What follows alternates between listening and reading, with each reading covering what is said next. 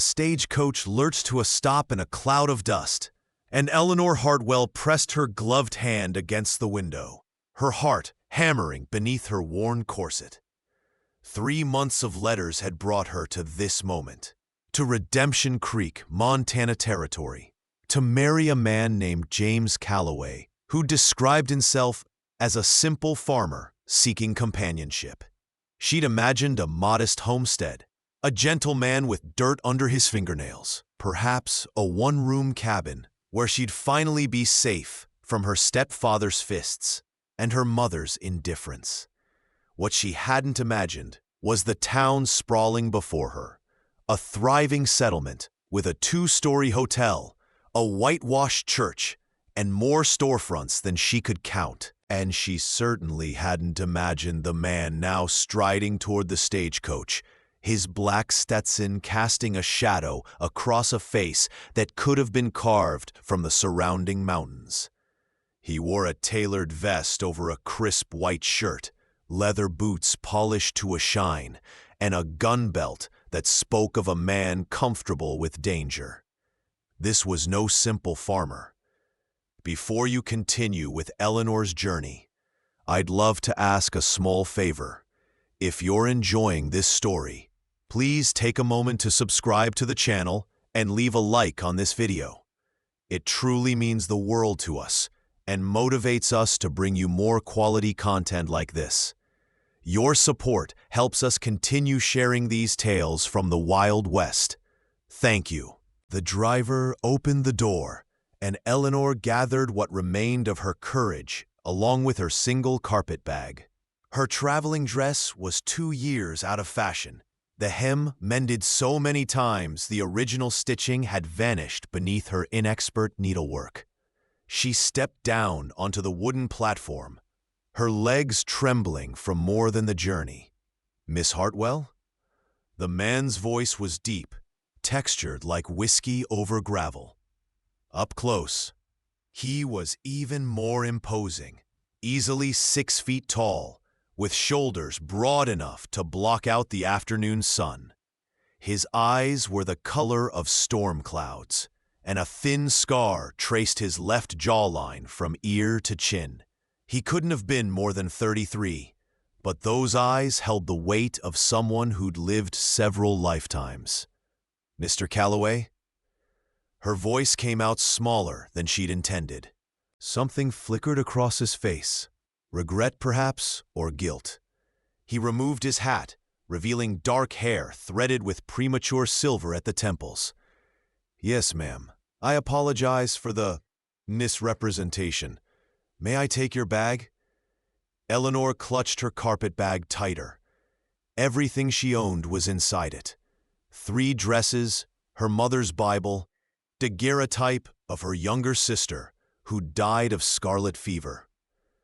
"You said you were a farmer. You said you had a small homestead and needed help with the harvest. I do have land, 30,000 acres of it." He gestured toward the horizon, where mountains met endless prairie.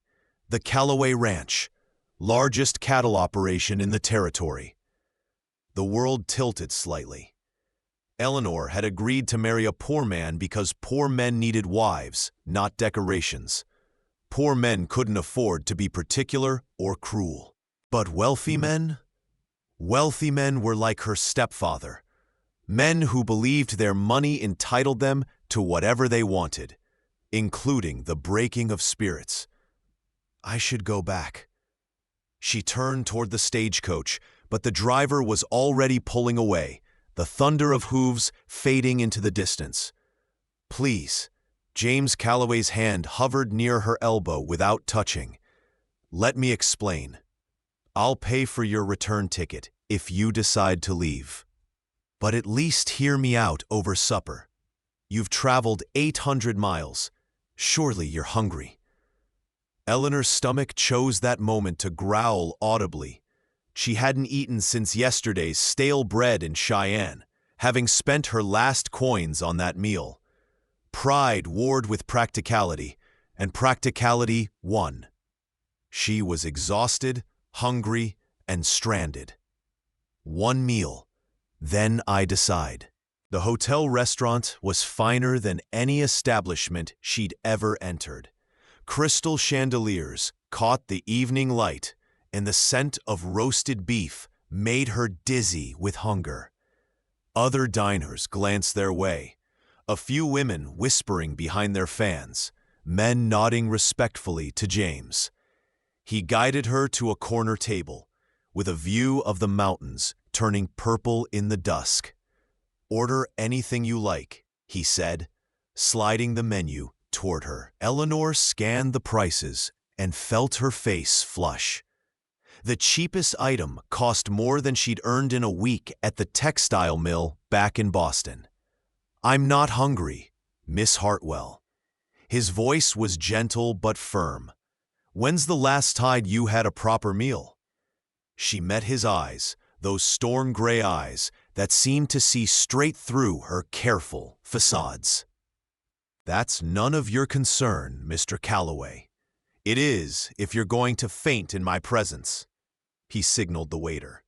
"2 of your beef dinners, potatoes and vegetables, coffee and apple pie after." When the waiter left, silence stretched between them. Eleanor studied her hands, rough from factory work, nails broken and uneven. She'd tried so hard to make them presentable for this journey, soaking them in the inn's wash basin, but they still looked like what they were, the hands of a woman who'd worked since she was 12 years old. "I didn't lie about needing help," James finally said. "I do need someone, just not for farming." "Then why the deception?" He rotated his coffee cup slowly, a nervous gesture that seemed at odds with his commanding presence. "Because every woman who's answered my honest advertisements wanted the ranch, not me. They saw the money and the land and figured they could tolerate the man attached to it." His jaw tightened. "My last fiancée made it 3 days before I overheard her telling her sister I was brutish but manageable. She was planning which parts of my house to redecorate and which of my employees to replace."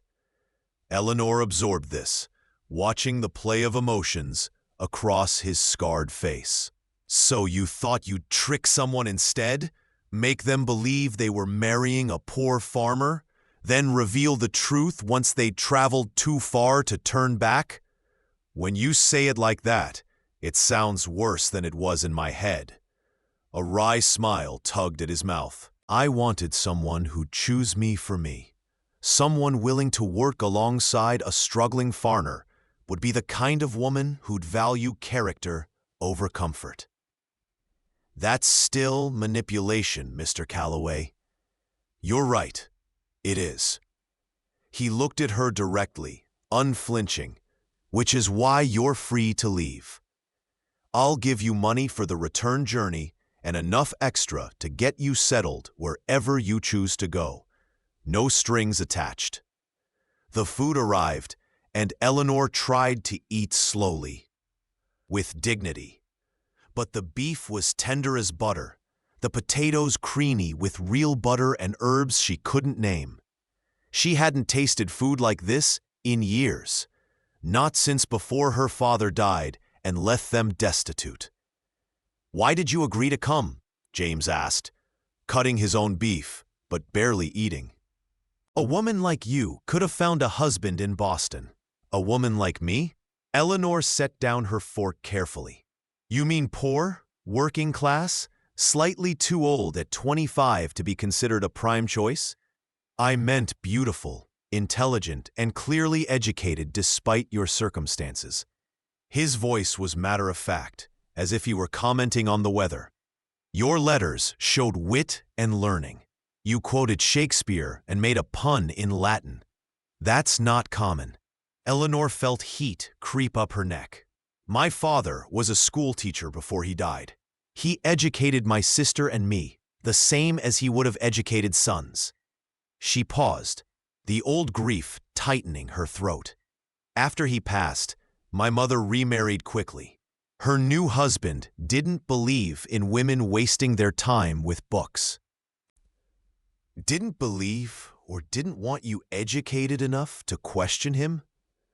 The perception in that question made Eleanor's hands shake. She gripped her fork tighter. I came west because I was tired of being afraid, tired of hiding bruises under long sleeves and making excuses for why I couldn't attend church with a split lip. The words tumbled out before she could stop them.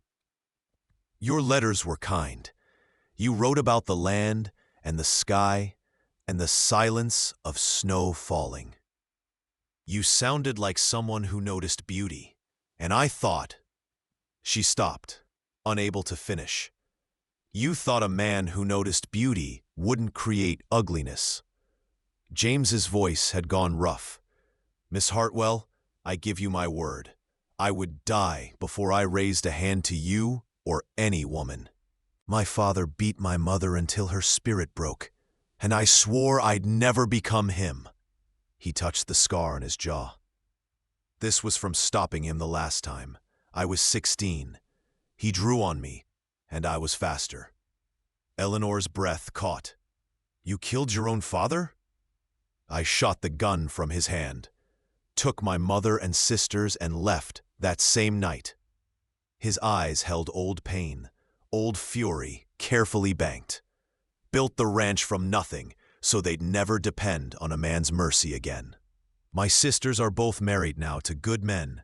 I made damn sure of that. And my mother lives in the main house with enough comfort to forget those years. The weight of his honesty settled between them. This was no practice speech meant to seduce. This was a man showing her his scars and trusting her not to press on them. I don't know if I can trust you, Eleanor said quietly, but I don't know if I can go back either. Then don't decide tonight. James signaled for the pie. Stay at the hotel. I've already paid for a week. Get your bearings.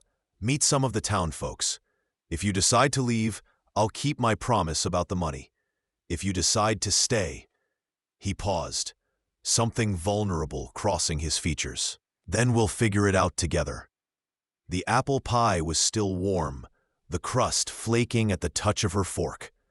Eleanor took a bite and closed her eyes briefly at the cinnamon-sweet perfection of it. When she opened them, James was watching her with an expression she couldn't quite name. Together, she repeated, testing the word. It had been so long since she'd been part of a together that wasn't built on fear and survival. Together, he confirmed. And somehow, in that moment, it felt like a promise worth believing in. The hotel room was more luxurious than anywhere Eleanor had ever slept. A 4-poster bed with a real feather mattress. Wallpaper with delicate roses. A pitcher and basin with hot water waiting. She unpacked her meager belongings with shaking hands, then stood at the window, watching the town settle into night. Lanterns flickered to life along Main Street. Somewhere, a piano played a waltz. Eleanor pressed her forehead against the cool glass and allowed herself to cry. For exhaustion, for relief, for the terrifying possibility that maybe, just maybe, she'd found something worth the risk. A soft knock interrupted her tears. She wiped her face quickly and opened the door to find a young Mexican woman holding a tray covered with a white cloth. Mr. Calloway thought you might want tea before bed, the woman said with a warm smile. I'm Rosa. I help manage the hotel. And before you ask, no, he didn't send me to spy. He just knows that traveling takes it out of you, especially when you're wondering if you've made a huge mistake. Eleanor couldn't help but laugh, surprised by the woman's directness. Is it that obvious? Honey, I've seen 3 mail-order brides come through this town in the past 2 years. You all have the same look, hope and terror fighting for control. Rosa set the tray on the small table by the window. But I'll tell you what I told the others, though they didn't listen. James Calloway is one of the good ones. Rough around the edges? Sure. Intimidating as hell, but good. You sound very certain. When the drought hit 2 years back and half the town was facing starvation, James opened his storehouses, didn't ask for repayment. When the banker tried to foreclose on the church, James bought the debt and forgave it. When my brother got trampled by a horse and needed a doctor from Denver, James paid for it all, even the 6 weeks of recovery care. Rosa met Eleanor's eyes. The man pretends to be harder than he is. Don't let the armor fool you. After Rosa left, Eleanor sipped the tea, chamomile with honey, and considered what she'd learned. A man who cared for his town, who protected his mother and sisters, who'd rather face a gun than let his father hurt someone he loved. She climbed into the impossibly soft bed and pulled the quilt up to her chin. Through the window, stars blazed across the Montana sky with an intensity she'd never seen through Boston's factory smoke. She thought about James's letters, the ones she'd read so many times the creases had worn thin. He'd written about watching storms roll across the prairie, about the first wildflowers after snow, about the satisfaction of building something lasting from nothing. She agreed to marry a poor farmer by letter, but when the stagecoach arrived, a cattle baron stepped out, Eleanor whispered to the darkness, trying out the story like it belonged to someone else, someone braver, someone who deserved the ending she didn't dare hope for yet. Morning came too soon, announced by a rooster and the rattle of wagon wheels on the street below. Eleanor dressed in her second-best dress, still worn but less obviously mended, and braided her honey-blonde hair into a practical coil at her neck. She just finished when another knock sounded. James stood in the hallway, hat in hand, looking somehow more nervous than he had yesterday. "I thought you might like to see the ranch. No pressure," he added quickly, "just so you know what you'd be saying yes or no to." The ride out of town gave Eleanor her first real look at Montana territory. The land rolled endlessly in waves of gold and green, punctuated by dark clusters of pine forests and the white peaks of distant mountains. The air smelled of sage and sunshine and something wild she couldn't name. It was nothing like Boston's cramped streets and coal-stained buildings. 30,000 acres, James said, gesturing to the landscape. Most of it's open range for the cattle. We run about 5,000 head, though that number changes with the seasons and the market. He glanced at her. "I know that's not what you signed up for." "I signed up for honesty," Eleanor replied. "This is at least more honest than yesterday." His mouth quirked in what might have been a smile. "Fair point." The ranch house emerged from a grove of cottonwoods like something from a dream. It was 2 stories of white-painted wood with a wraparound porch, green shutters, and flower boxes overflowing with geraniums. Nothing like the mansion Eleanor had feared. It looked like a home. A woman stood on the porch, wiping her hands on an apron. She was perhaps 50, with dark hair graying at the temples, and eyes the same storm gray as her son's. "You must be Eleanor," she said, coming down the steps with arms outstretched. "I'm Catherine Calloway. Welcome, dear. Please ignore the mess. I wasn't expecting company until James rode into town at dawn saying he'd found his bride." "Mother," James said, a warning note in his voice. "What? It's true." Catherine linked her arm through Eleanor's and guided her toward the house. Come in. I've made coffee and cinnamon rolls. You look like you could use feeding up." The inside of the house was warm and lived in, with comfortable furniture, colorful rugs, and books everywhere, on shelves, stacked on tables, tucked into unexpected corners. A large window overlooked a vegetable garden where tomatoes and squash grew in tidy rows. "This is beautiful," Eleanor said honestly. "It's home." Catherine poured coffee into delicate china cups. Another surprise. "James built it for his sisters and me after we left Denver. Every board placed with his own hands, though heaven knows he had help from the men." She studied Eleanor with a mother's sharp eye. "He wrote that you were educated. Do you ride?" "I've never been on a horse in my life." "Well, that's easily fixed. You can't live on a ranch without learning to ride. And shoot," Catherine added. "Mountain lions don't care if you're a lady."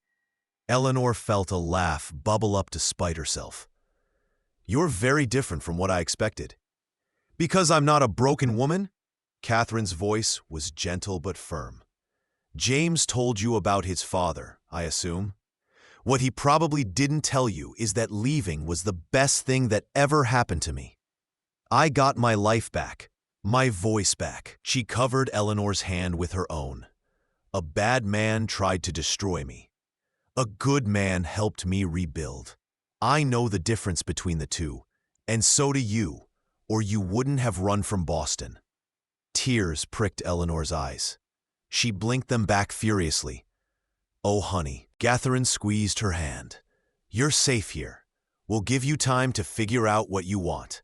No one's going to force anything." James returned from settling the horses, and over cinnamon rolls that melted on the tongue, Catherine regaled Eleanor with stories of the ranch's early days. The blizzard that had them trapped for 3 weeks. The time a bear got into the smokehouse. The barn raising where half the town showed up to help. "We take care of each other out here," Catherine said. "It's not like city life where you can hide behind closed doors. We depend on each other for survival." After breakfast, James offered to show Eleanor around the property. They walked through the barn where horses nickered softly in their stalls, past the bunkhouse where his ranch hands lived, to a small grove of aspens that whispered in the breeze. "This is my favorite spot," James admitted. "When everything gets overwhelming, I come here to think." Eleanor tilted her head back to watch the leaves shimmer like coins in the sunlight.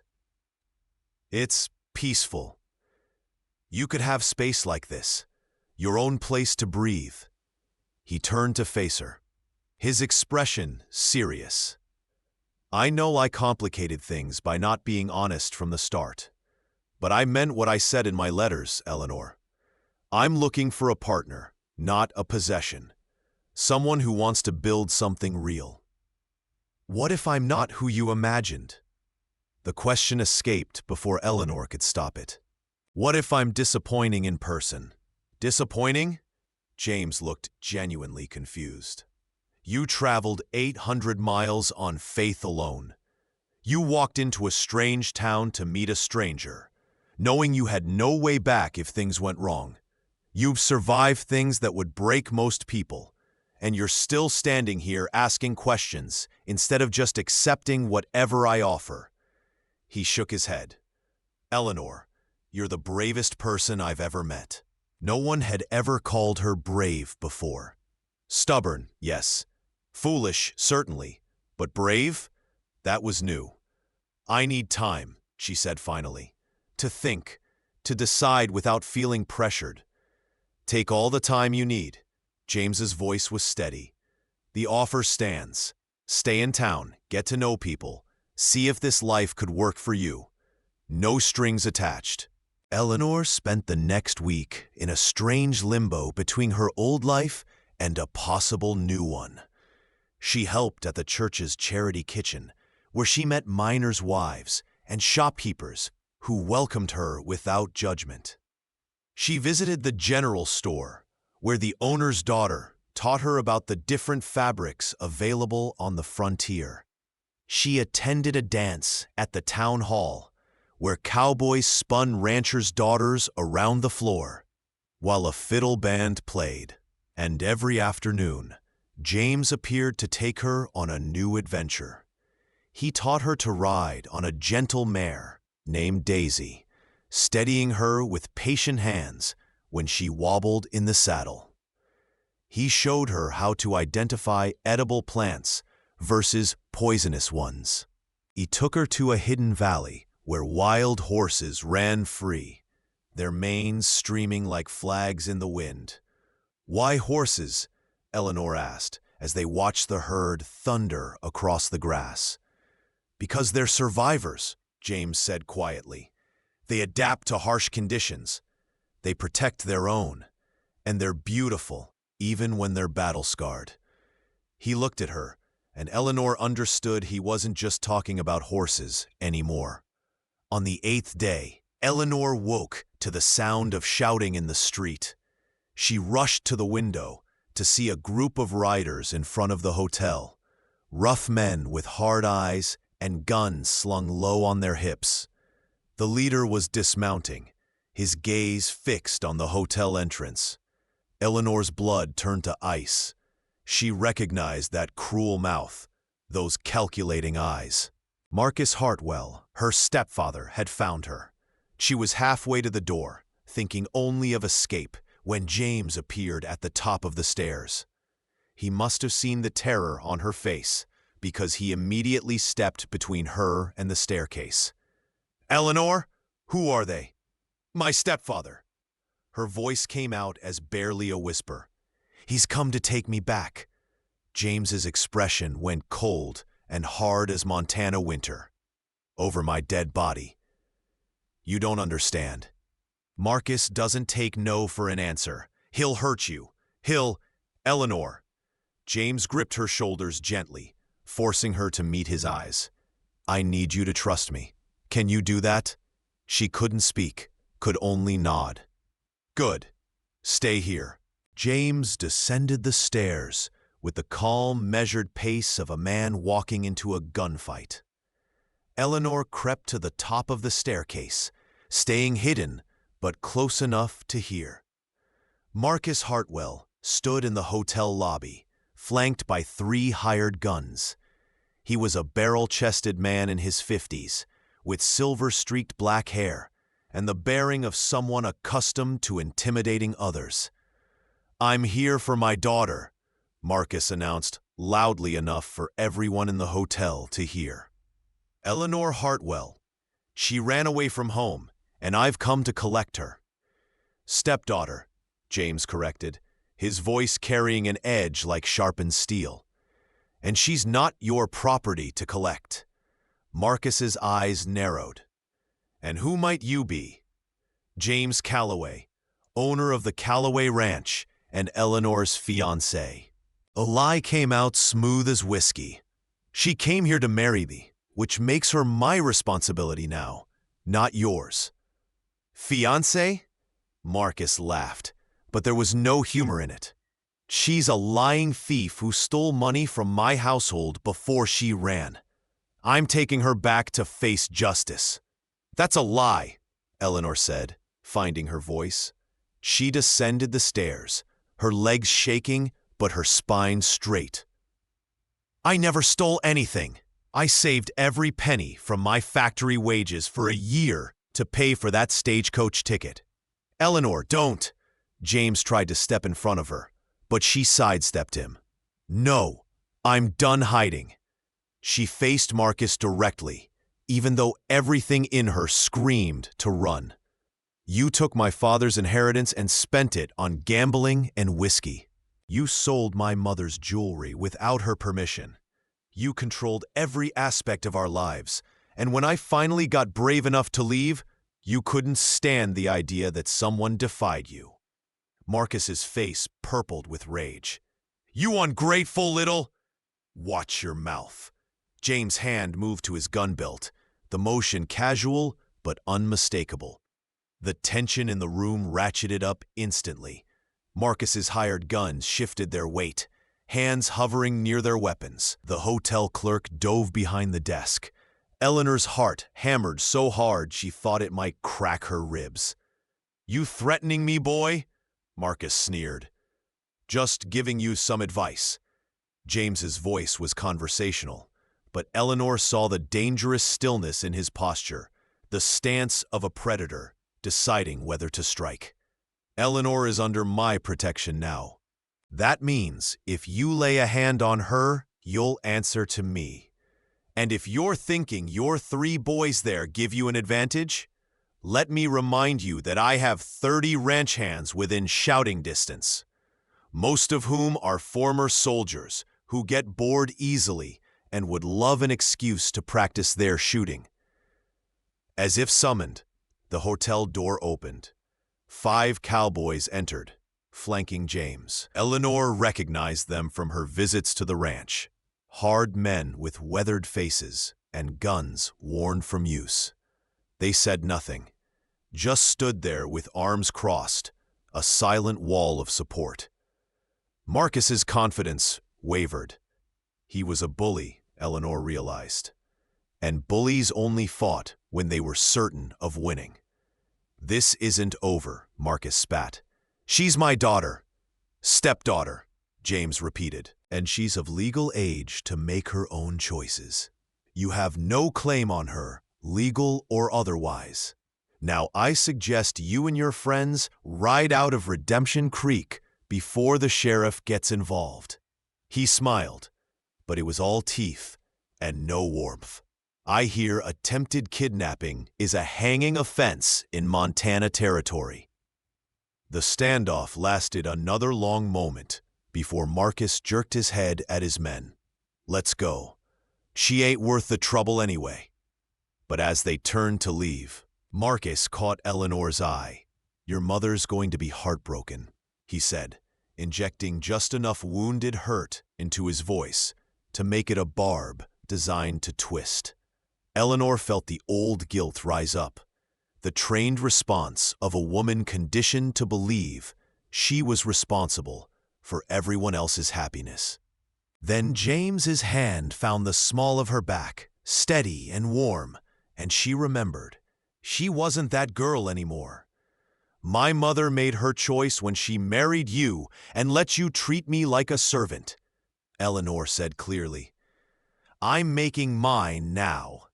Marcus's face contorted with fury, but the cowboys closed ranks around Eleanor and James, and he had no choice but to leave.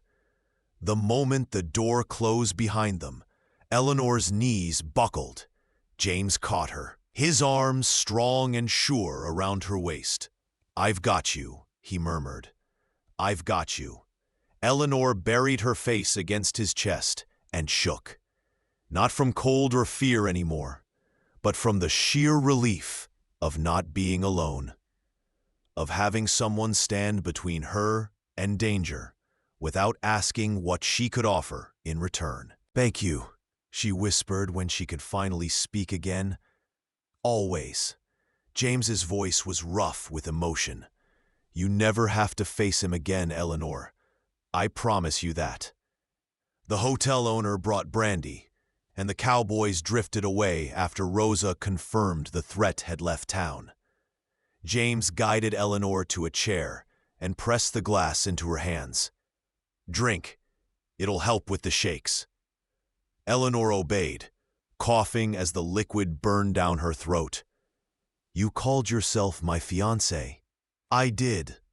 James knelt beside her chair, bringing his eyes level with hers. "I needed to establish you were under protection, but if that presumption makes you uncomfortable, it doesn't." Eleanor set down the glass with a hand that was steadying. "Actually, I've been thinking about your proposal.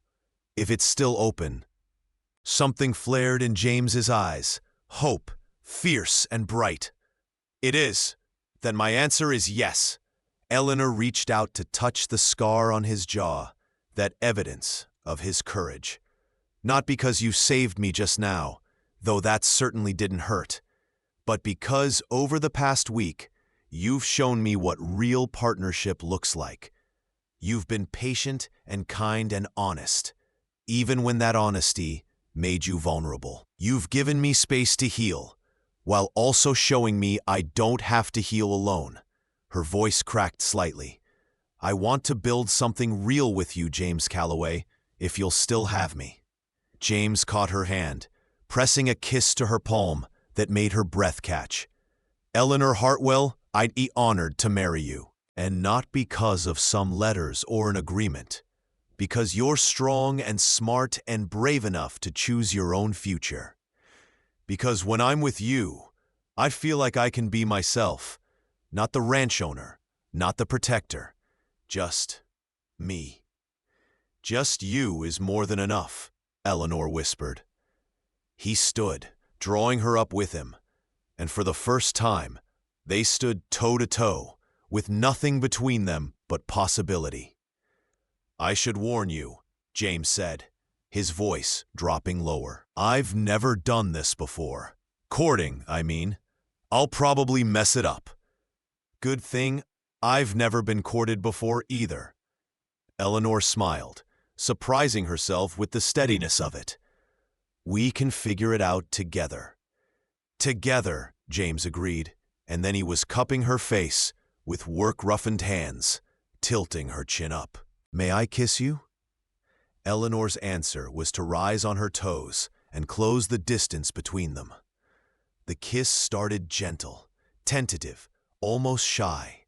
James's lips were warm against hers, moving with careful reverence, as if she were something precious that might break. But Eleanor had been broken before and survived, and she was tired of being handled like glass. She threaded her fingers into his hair and pressed closer, deepening the kiss with a boldness that surprised them both.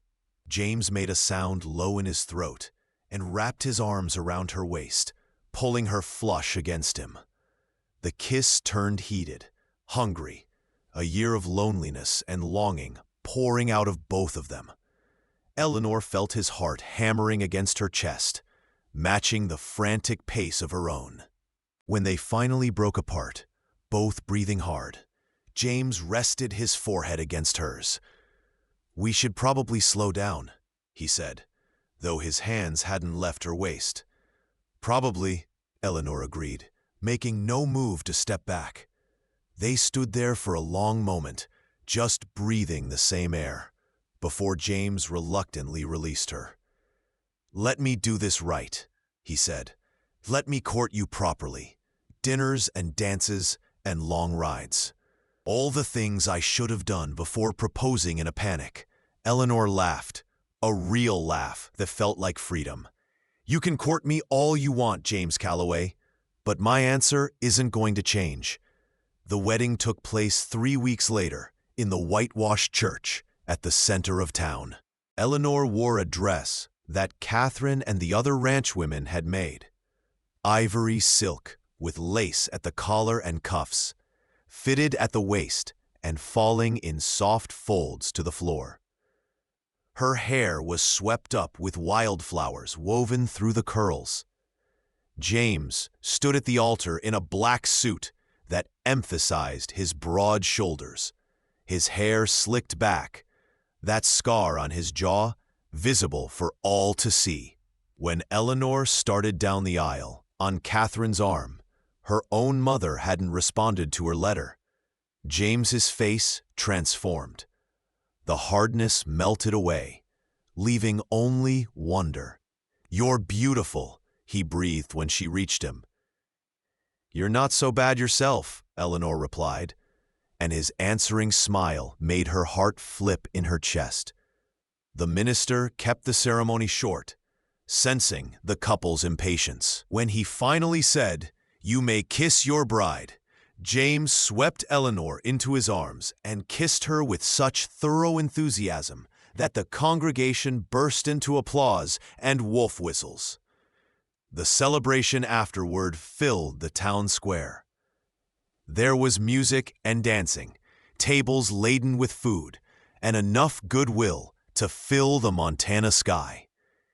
Eleanor danced with James, with his ranch hands, with the miners and shopkeepers and ranchers who'd all come to welcome her into their community.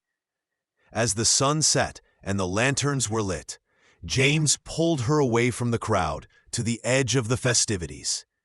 "Happy?" he asked, tucking a loose curl behind her ear. "Deliriously." Eleanor leaned into his touch. though I keep expecting to wake up and find it was all a dream. If it is, I'm having the same one." James glanced back at the celebration, then at Eleanor. "Want to get out of here? I mean, it's our wedding night, and I'd rather spend it with you alone than sharing you with the whole town." Eleanor's pulse quickened. They'd been careful over the past weeks. Kisses that stayed mostly chaste, touches that didn't linger too long. But tonight, all those careful boundaries would dissolve.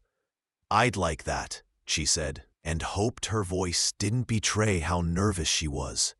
James must have sensed it anyway, because he laced his fingers through hers as they slipped away. "We don't have to do anything you're not ready for," he said, quietly as they walked toward the ranch house, which glowed warm in the distance. "Tonight, tomorrow, next week, it doesn't matter. We have the rest of our lives."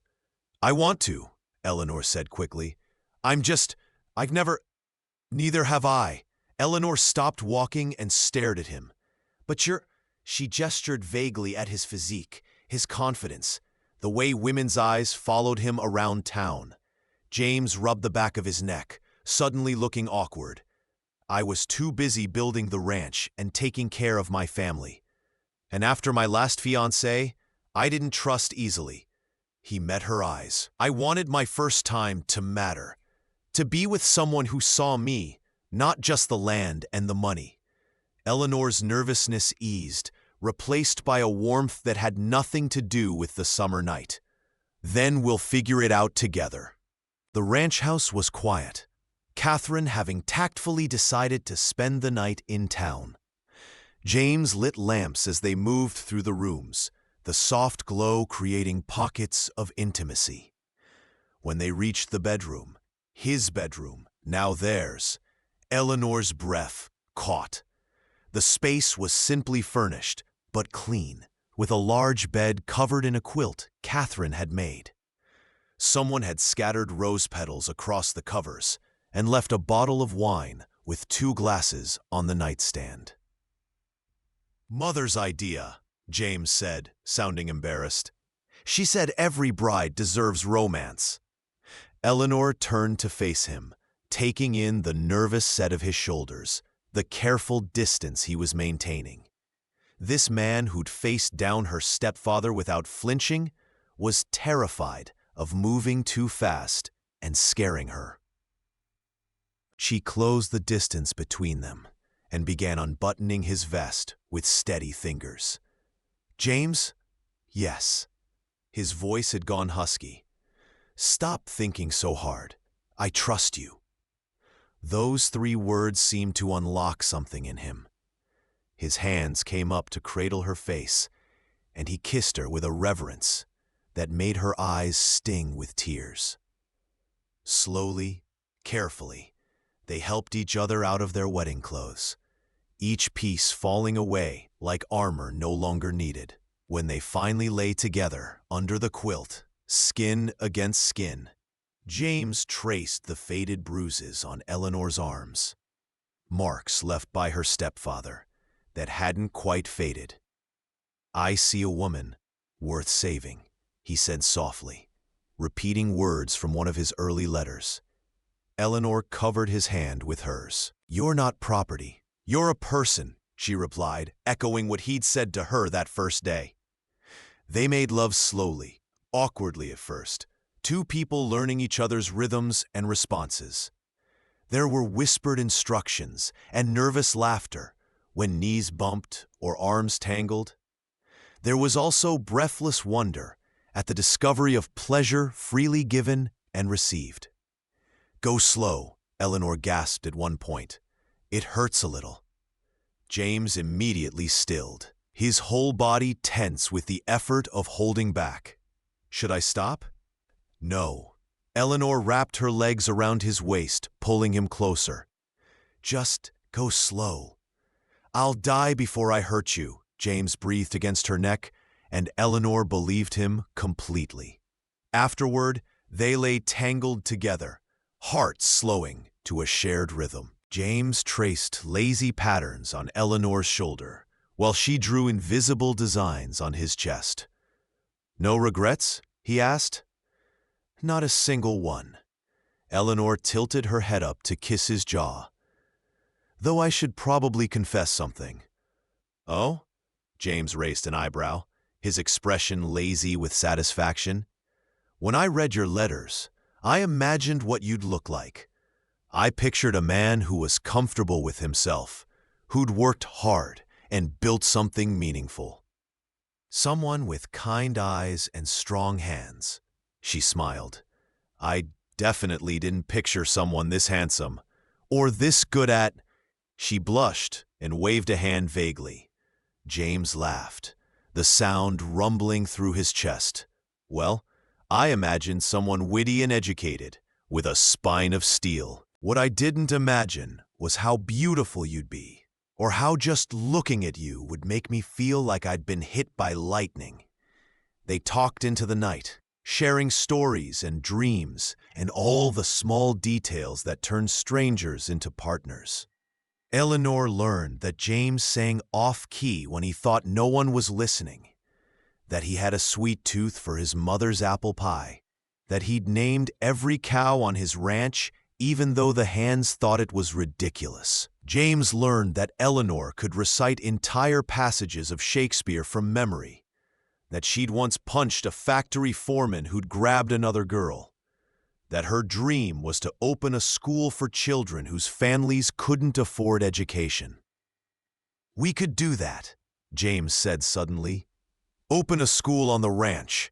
There are enough families in the area who'd benefit, and we have the space and resources." Eleanor propped herself up on her elbow to look at him properly. "You'd really do that? Let me use your money to educate other people's children?" "Our money," James corrected. "And yes, why wouldn't I? You said you wanted to teach. I want you to be happy. Seems pretty straightforward to me." Eleanor kissed him with enough enthusiasm that they didn't do much more talking for a while. The next morning, Eleanor woke to sunlight streaming through the curtains and the smell of coffee drifting up from downstairs.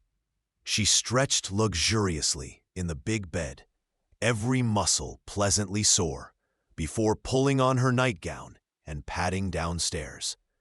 Jane stood at the stove, shirtless and barefoot, attempting to cook eggs. The kitchen was a disaster. Eggshells on the counter, butter smoking in the pan, coffee grounds spilled across the table. "I was trying to bring you breakfast in bed," he said sheepishly when he saw her. "Turns out cooking is harder than it looks." Eleanor burst into laughter, the kind that comes from pure joy rather than mockery. She crossed the kitchen and wrapped her arms around his waist from behind, pressing her cheek against his bare back. "You're ridiculous," she said affectionately. "Yeah, but I'm your ridiculous now." James turned in her arms and kissed her forehead. "For better or for worse?" "Definitely for better," Eleanor confirmed. They settled into married life with surprising ease. Eleanor took over the household accounts and discovered she had a knack for managing money, probably from all those years stretching pennies at the factory. She started teaching reading and arithmetic to the ranch hands, who'd never learned. And word spread until families from neighboring ranches were bringing their children for lessons. James expanded the barn to create a proper schoolroom, complete with desks, books, and a chalkboard, ordered special from Denver. On the first day of classes, 15 children showed up. By the end of the month, there were 25. Eleanor bloomed under the work, her confidence growing with each successful lesson. The haunted look faded from her eyes, replaced by purpose and contentment. She started putting on weight, her cheeks filling out, the sharp angles of her collarbones softening. "You're radiant," James told her one evening as they sat on the porch, watching the sunset paint the mountains gold and pink. "I'm happy," Eleanor replied simply. "I didn't know it could feel like this, safe and purposeful and loved all at once. James pulled her into his lap, mindless of anyone who might see. "Get used to it, Mrs. Calloway. I plan on making you feel loved for the next 50 years or so." But life on the frontier was never easy for long. In late October, a rider came thundering up to the ranch house just as Eleanor was serving supper. James stepped out onto the porch, and Eleanor followed, dread pooling in her stomach at the man's expression. "Fire," the rider gasped. "Lightning struck the Jenkins place. House is going up fast, and Martha's trapped inside with the baby." James was moving before the man finished speaking. "Get the men," he barked. "Eleanor, gather all the medical supplies you can carry and ride for the Jenkins ranch. Can you do that?" "Yes." Eleanor was already running for the supply cabinet, fear sharpening her movements into efficiency. By the time she gathered bandages, ointments, and clean water, James had saddled 2 horses, Daisy for her and his own stallion, Thunder. "Stay back from the flames," James ordered as he helped her mount. "And Eleanor, if it gets too dangerous, you ride away. Promise me." "Only if you promise the same thing." James's expression turned fierce. "I can't promise that. Not if people are inside." Eleanor grabbed his hand. "Then don't ask me to make promises I can't keep either. We're partners, remember? For better or worse." Something softened in James's face. He leaned up to kiss her, hard and quick. "For better or worse. Now ride." They galloped through the darkness, the smell of smoke growing stronger as they approached. The Jenkins homestead was engulfed in flames, orange and red licking at the night sky. A crowd had already gathered, neighbors with buckets forming a chain from the well. But it was clearly not enough. Eleanor saw Martha Jenkins' husband sobbing on his knees in the dirt. "She went back for the baby's blanket," he wailed. "Said it was her grandmother's. I couldn't stop her, and now the door's blocked." James was off his horse in a heartbeat. "Which room?" "Back bedroom, 2nd floor." Eleanor watched in horror as James studied the burning building, calculating angles and risks. "The stairs are gone," someone said. "There's no way up." "There's always a way." James grabbed a coiled rope from his saddle and turned to his foreman. "I'm going up the trellis on the east side.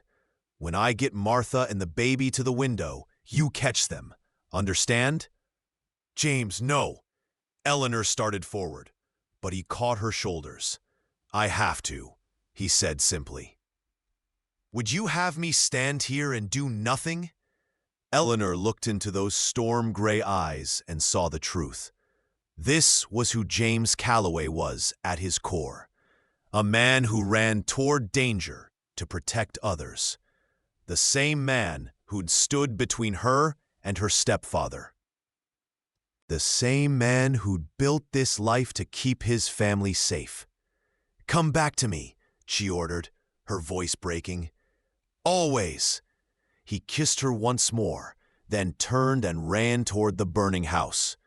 Eleanor's heart lodged in her throat as she watched him scale the trellis, the wood groaning under his weight, flames crackling just feet away. He reached the 2nd-story window and kicked it in, disappearing into the smoke. The seconds stretched into eternity. The crowd held its collective breath. Eleanor's fingernails bit into her palms as she prayed to a God she'd stopped believing in years ago. Then James appeared at the window, Martha Jenkins in his arms, her face black with soot. He passed her carefully down to the men waiting below, then ducked back inside. "The baby!" Martha screamed. "Where's my baby?" James emerged again, this time with a bundle wrapped in a quilt. He climbed out onto the window ledge just as the roof groaned ominously. The trellis was burning now, flames racing up the wood. "Jump!" someone yelled. James didn't hesitate.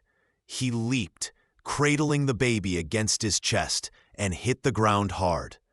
The impact knocked him sideways, but he rolled immediately to protect the child. Eleanor ran to him, her medical supplies forgotten. James was already on his knees, unwrapping the quilt to reveal a screaming infant, the most beautiful sound Eleanor had ever heard. "Alive!" James gasped, then started coughing violently. Eleanor helped him to his feet and away from the collapsing house. Other hands took the baby to Martha, who sobbed with relief. Eleanor stripped off James's burned shirt, examining him for injuries. "Ribs hurt," he admitted, wincing. "Might have cracked one when I landed." "You magnificent idiot." Eleanor's hands shook as she checked him over. His back was blistered from the heat, his lungs damaged by smoke, but he was alive. "You could have died." "But I didn't." James caught her hands, stilling their frantic movement. "Eleanor, I need you to breathe. I'm okay." She realized she was hyperventilating, tears streaming down her face. "I thought I'd lost you. I just found you. And I thought, hey, look at me." James cupped her face with soot-stained hands. "I'm here. I'm fine. Takes more than a little fire to keep me from you." Eleanor kissed him desperately, tasting smoke and salt and relief. Around them, the crowd was celebrating the miracle of 3 lives saved, but Eleanor only had eyes for her husband. That night, after they'd returned home and Eleanor had treated James's burns with salve and wrapped his ribs, they lay in bed together. James was too sore to do more than hold her, but that was enough. "I understand now," Eleanor said quietly, "why you wrote about the land and the sky in your letters, why you came west and built all this. Why's that? Because here, you can be the man you want to be, not defined by your father's violence or society's expectations, just James." He tightened his arm around her carefully. "And you can be Eleanor, not a victim or a factory girl, or anyone else's idea of who you should be." "Together," she whispered. "Together," he agreed. The seasons turned. Snow fell and melted. Eleanor's school grew until they had to expand again. James's ranch prospered, and through it all, they built their life brick by brick, moment by moment. There were hard times, of course. A particularly brutal winter where they lost cattle to the cold. A fever that swept through town and took 3 lives, including one of Eleanor's students. Disagreements over money and land management, and all the mundane conflicts that arise between 2 strong-willed people learning to share their lives. But there was also laughter around the dinner table when James's sisters visited with their families. There were quiet mornings, watching sunrise paint the mountains while drinking coffee on the porch. There were stolen kisses in the barn and passionate reconciliations after arguments. There was the day Eleanor told James she was pregnant and watched his face transform with wonder. On their first anniversary, James took Eleanor to the aspen grove where he'd first told her she was brave. "I have something for you," he said, pulling a leather-bound book from his saddlebag. Eleanor opened it to find all of his letters from before she'd arrived, the ones where he described himself as a simple farmer, pouring his heart onto paper because it was safer than risking it in person. "I kept them all," James said, "because even when I was lying about the ranch, I was telling the truth about who I was, about what I wanted." He turned to a specific page. "Read this one." Eleanor read aloud. "I know I'm just a farmer with dirt under his nails and dreams too big for his station, but I want to build something that matters. I want a partner who sees the world the way I do, full of possibility instead of limitation. Someone who'll stand beside me when things get hard, not behind me or in front of me. Beside me. Together. She looked up to find James kneeling in the grass, just like he'd done the day they'd first kissed. Eleanor Calloway, you've given me everything I asked for and more. You've made this house a home. You've brought education to children who'd never have gotten it otherwise. You've stood beside me through fires and blizzards and every challenge in between. His voice grew thick with emotion. I know we're already married, but I wanted to do this right, with the truth between us and no deceptions. He pulled out a simple gold band. Will you marry me again? Tomorrow, next month, whenever you want?